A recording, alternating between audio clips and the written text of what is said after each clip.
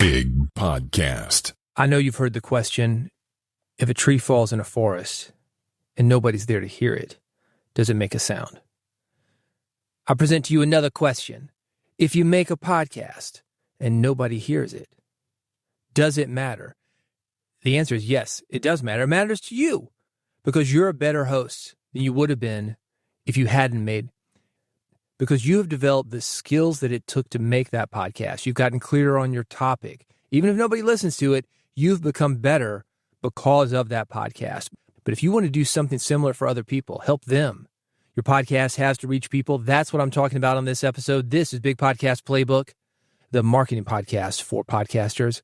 This is the podcast about growing your podcast, making a podcast that matters, making a podcast that makes money, making a podcast that makes impact and gets heard. My name is David Hooper. You can find me at bigpodcast.com. I'm in the middle of a series about podcasting skills that you must have if you want a big podcast. First episode in the series, core on-mic skills, what listeners feel immediately. The second one, content and writing skills, what separates forgettable from binge-able. The third, production skills, what keeps you independent, not relying on other people to get your message out to the world. On the fourth episode, I talked about show management and booking, what keeps the machine running. And this one, growth and marketability skills, why opportunities come to you. You've seen those podcasters. They seem to have all the guests. They seem to have all the sponsors. They seem to have all the listeners. Why is that? We'll dive a little bit into that on this episode. This is where podcasts stop being just a show and become a platform. If you want to be a full-time podcaster, this is how to do it. First of all, let's talk about your positioning. So many people say, I want a podcast. What do you want a podcast about? I don't know. I just like getting on the mic and talking. Reminds me of a guy I met one time. At the time, I'd been self-employed for years, about 20 years at that point. And he came to me and he said, man, I want to work for myself. I said, well, what do you want to do? I don't know. I just want to work for myself. Man, I can't help you. I can't help you with that. That gives me nowhere to go. You see a lot of that in podcasting. I just want a podcast. Well, you better have a position. You better have a direction. And that means being clear on what the show is. On the flip side of that, being equally clear about what it is not. Once you've got an established podcast, you are going to find people coming to you with guest opportunities, with sponsorship opportunities. And sometimes these guest opportunities are good. They might even be celebrities. Oh, man, I got this guy who wants to come on my podcast, and he's great. He's famous. He's a great guest. I've heard him. He's got a big following. He's going to bring some people in. But is he a match for your podcast, and is he a match for the core audience that you have built? So you've got to be clear about what your show is, but equally clear on what it is not. The benefit of doing that, and when I say that, I'm talking about those two things because they work together, is that it makes it very easy when opportunities come to you to say, yes, I would like to do this, or no, I don't want to do that. This is not for me. You might have had that experience already. I don't know. Should I do it? I don't know. I think it might be cool, but I'm kind of not excited about it and whatever. There's a million things that can go on your head. You can cut it down to 500,000 when you get clear on what your show is, but equally clear on what your show is not. Think about your positioning. And you can go even deeper into this. For example, this podcast is a podcast about podcasting.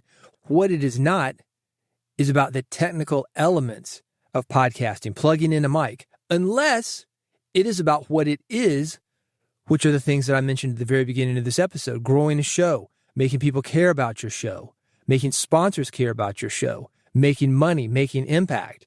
That's the filter that I've got.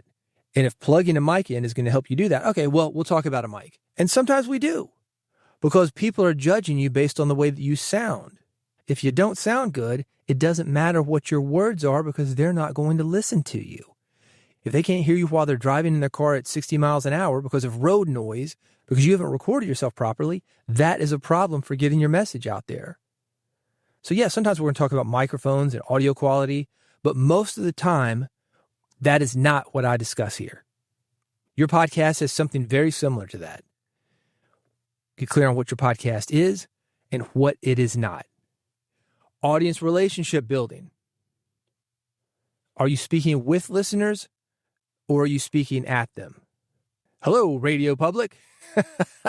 People talk about, oh, my public or my fans. Think about the old 20s and 30s actresses. Oh, I just love the fans. And sometimes you'll see this I see it in wrestling a lot. Oh, the fans. I love the fans. And you'll sometimes see it in social media from guys who really don't have media training. Well, I just want to get in front of the fans. Like they go to a social media convention, for example. These are people that are new. They've built some kind of audience, usually on like a Haktua moment, something that was funny. And like, oh, I'm kind of curious, I'll follow that person. That person is attractive. That person is funny, had one good joke, one funny video. But they really haven't done what it takes to sustain that. And speaking of the Haktua girl, she's a perfect example of that. Where is she now? She wasn't able to sustain it. Those people come and those people go. That is because a lot of times they simply haven't thought of these things. One, clear on what they are, who they are, and equally clear on what they aren't or who they're not.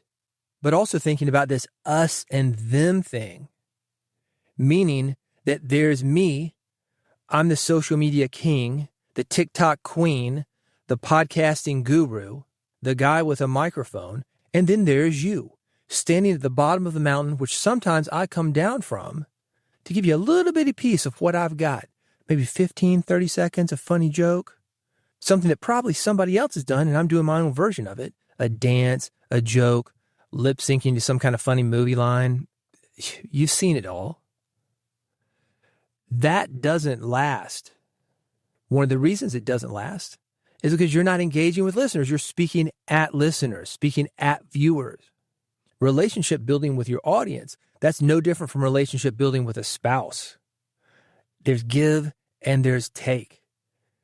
That audience is as important as you are.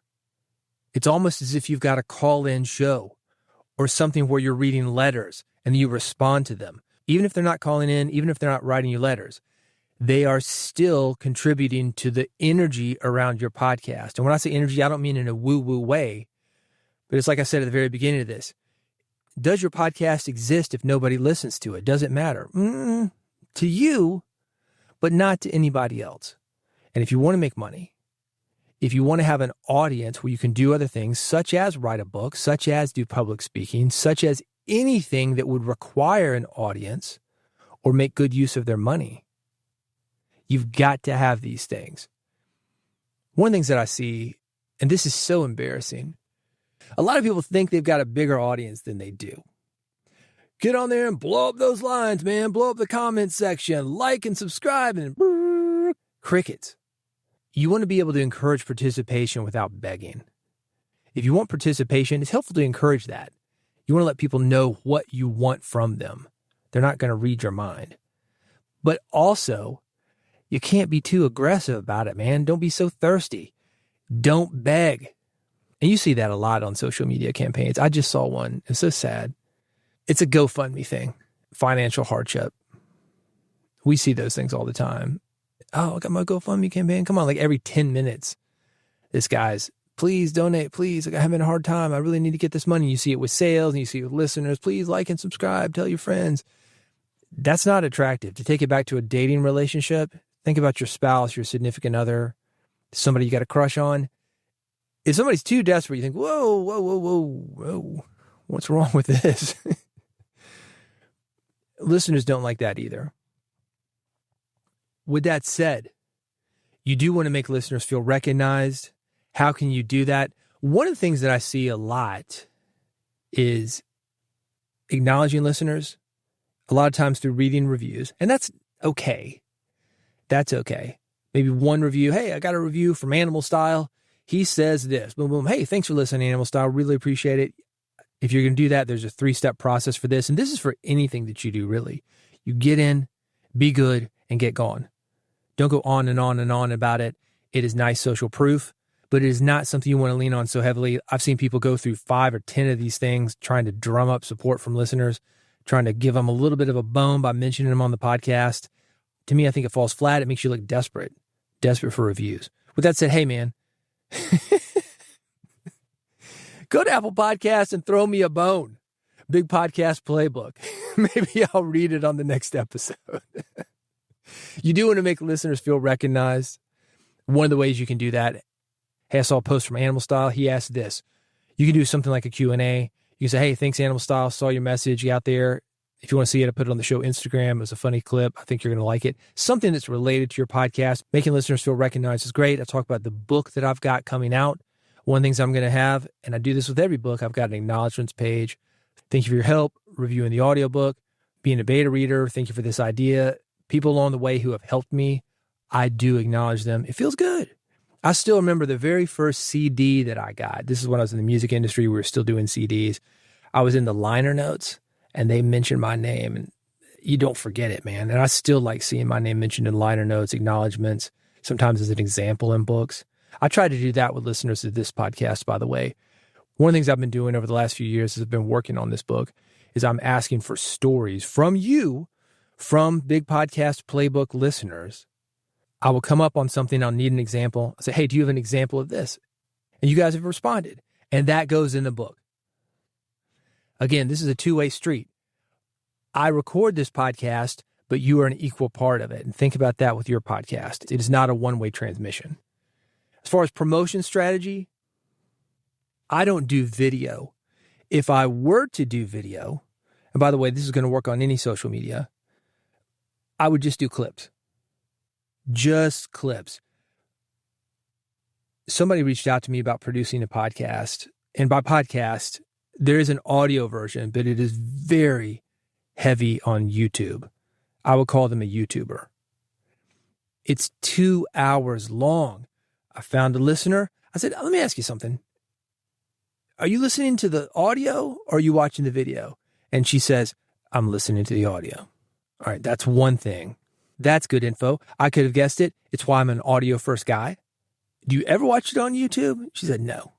Most people don't. You're not going to sit there and watch 2 hours of a talking head video. However, what you will watch on YouTube is maybe a Q&A. And by that, I mean one question, one answer, a clip, maybe just a funny clip. The Hawk 2 girl, ha, ha, ha, 15 seconds, we're in and out. Get in, be good, get gone. And then you can comment on it. That's the big advantage of YouTube. So pulling clips that actually convert as far as a promotion strategy, that is helpful. And YouTube is a great place to push clips. Are you doing video? If you are doing video, that is the way that I would use it. By the way, for any of this stuff, any kind of clip you've got, whether it's YouTube or social media, write captions that match the audio.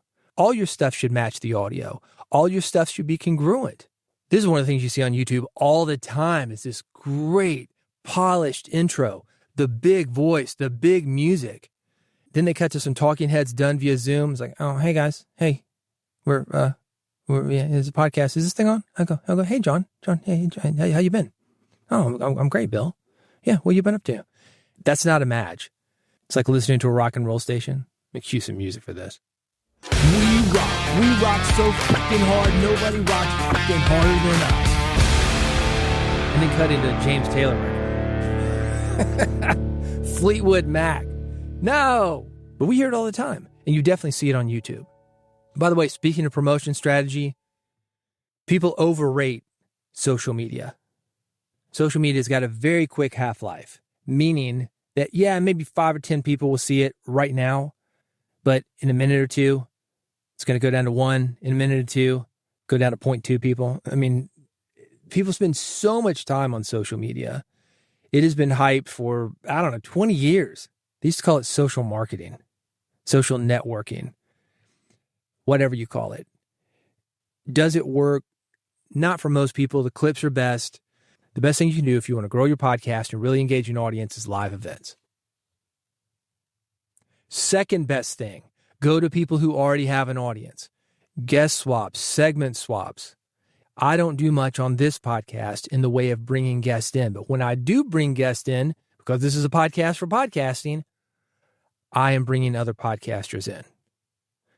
Because they have a podcast, sometimes they bring me on. Now, when I say guest swaps, that probably isn't the right word for that. Bringing guests who already have some kind of audience. That can be helpful. Who already have some kind of outlet. That can be helpful. But I never do this quid pro quo thing where, hey, why don't we do a swap? You come on my show, I'll come on your show. No, it needs to stand on its own. Yeah, maybe that happens sometimes, but it's 2 separate columns. It's not a single deal. There are a lot of people I'd go on their shows, but I would not have them here. It's not because I'm a dick. It's because I care about you. They are not a match for what I do here. And because of that, they are not a match for you and the reason that you listen. With that said, in general, I love a big network. I love people helping people out. I like the idea of segments. I do them all the time. I'm actively looking for people to produce segments for me. Not just on this show, but on other shows that I work on. Actively. And the reason I'm doing that is because it's very easy for me to do. 90 seconds, 2 minutes, a 3-minute segment, and it brings another voice into the show. It makes it sound bigger. That's something for you to consider. You want your show to sound bigger? Bring in more voices. Those letters that I'm talking about, have people record them, then play those tapes. That will make your show sound bigger. Again, though, you've got to understand the mutual value. Just because you can do it doesn't mean you do it. You can do a lot of things. A lot of people, they feel pressure to get an episode out every week. I talked about this in the last episode of this podcast. For the last few months, 3-4 months, I've been finishing up this book project. I have not been publishing as regularly as I would like. That is because the book project is taking priority. The book project, if you consider that I almost released this thing 3.5 years ago, it's a little behind. But what I found in years and years and years of publishing music, books, working in film and TV, radio, and podcasting is projects get out when the time is right. Not necessarily your time, but the timing of the project. A project that is meant to get out will eventually get out, just not right away. You can't rush this stuff, man. You don't want to be a perfectionist and never get it out. Perfect is the enemy of good. Perfect is the enemy of done. However, don't phone it in. It is not your job to do hours and hours of content. I know some of these social media guys, you think that it is. A lot of the YouTubers, they think that it is. But that is a slippery slope, man. I talked to a guy. This is a producer, I know.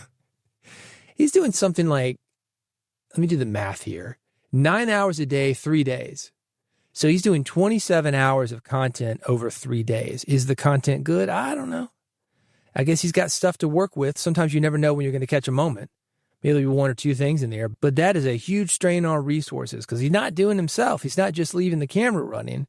He's bringing in 2 or 3 people with cameras. They've got the audio. They've got to sync up to everything. It's a lot of work for really something that doesn't have a plan. So, man, I just want you to roll the cameras. I'll leave you with this. I'm going to take it back to my days of the music industry. Studio time is expensive, or it used to be. We have gotten very spoiled because more or less we've got almost unlimited tape. I'm looking down at my portable recorder, the backup recorder. It's a Zoom F3. Right now, I've got 27 hours left on this SD card. These things, I think, 89 hours when I put them in there, something like 8 gigabytes. That's a lot of hours. Back in the day, we have 2-inch tape. So big, thick tape, it would run at 15 inches per second or 30 inches per second. That tape doesn't last long when it's going that fast. You might have 15, 30 minutes of tape. A big reel of tape. And you're talking, $200-$300 for this stuff. One like a $5 SD card that I can record 90 hours on. My point being, we have gotten so spoiled at almost unlimited recording, being able to go as I am right now in my tricked out 5x8 closet, anytime, 24 hours a day in my house, I can go and record. That we do not prepare. People don't even do outlines. I don't know, Jim, what do you want to talk about? Hey, how you been? Let's start there. And you just figure something out? No. If you're going to do that, edit it out. But you will get better results by planning. Back when we had that tape, that 15 or 30 minutes of tape that you had to record on, booking the studio, planning things out, you went in there, you rehearsed, and you knocked it out. Not so much today. The result of that, a lot of waste. You should figure that stuff out before you ever hit record, before you ever walk into the studio. If you really want to grow your podcast, that alone is a huge leverage point. Being prepared, having a filter, only putting out stuff that is worth the time of the people who are listening to you. Consider it. Hey, I want you to subscribe to this podcast. I'm finishing up this series. I've already talked about core mic skills you need to have, the things that listeners recognize immediately. Content and writing skills, what separates forgettable from bingeable. Production skills, the things that keep you independent. Show management and booking, what keeps your machine running. This episode, all about growth and marketability skills, why opportunities come to you. To sum it up, because you prepare, you show up correctly, and you deliver. The next and final episode, we're going to talk about personal sustainability, what keeps podcasters from quitting. I've been doing radio since the 90s. I started my first podcast in 2005. Why am I still here? How do I still get up every morning and get on the mic? We're going to talk about that on the next episode. If you want to make sure that you do not miss it, you can make that happen at bigpodcast.com/subscribe. The kids today, they call it follow. It's the same thing. It's not going to cost you a thing. Bigpodcast.com/subscribe. That's the page. And I've got 3 buttons for you. One for RSS, speaking of old school, one for iPhone, one for Android. Pick the one you want. You will never miss an episode. That's at bigpodcast.com/subscribe. Go there now before you forget. And I'll see you on the next episode. We'll talk about longevity, what it takes to get up and still be as excited as you were years ago. Because I'm looking down the field, man. I'm looking years down the calendar. I want you to still be here delivering great content, changing lives, making impact, and making money. Thanks for listening, and I'll see you on the next episode of Big Podcast Playbook.